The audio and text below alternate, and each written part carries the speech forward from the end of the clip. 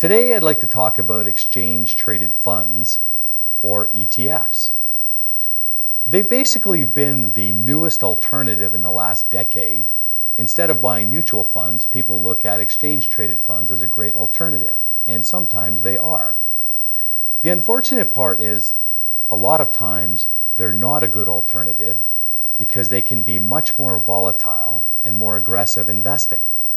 And so the first recommendation I would make is that for investors to manage risks instead of returns.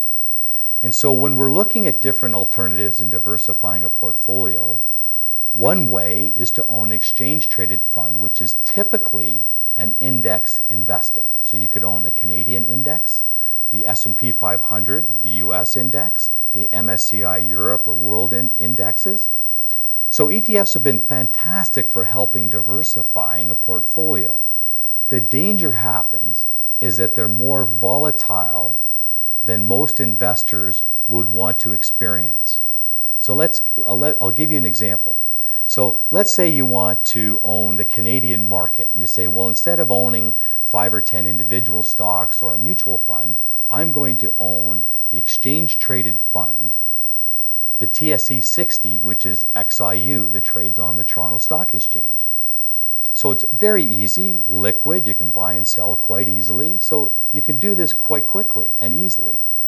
The problem is, from looking at both sides of the equation, what's the probability and outlook for my returns? And I would say on average it's a plus 20, minus 20 relationship. We all love the plus 20s, let's face it. But you also have to look at the minus 20s. And that's what the Canadian investor in an exchange-traded fund last year experienced in XIU. And so now you'd say to yourself, wow, I really wasn't expecting a minus 20. A minus 20 is not going to get me to where I want to go from a financial planning perspective. And this is my point about managing risk. As an investment advisor, I want to compress those outcomes so that we're looking from maybe a plus 12 to a minus 8. We want to live in there so that we can compound money over time so that you can actually achieve your financial goals.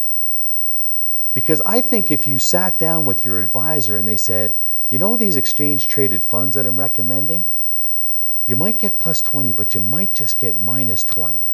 I think investors would look at them very differently.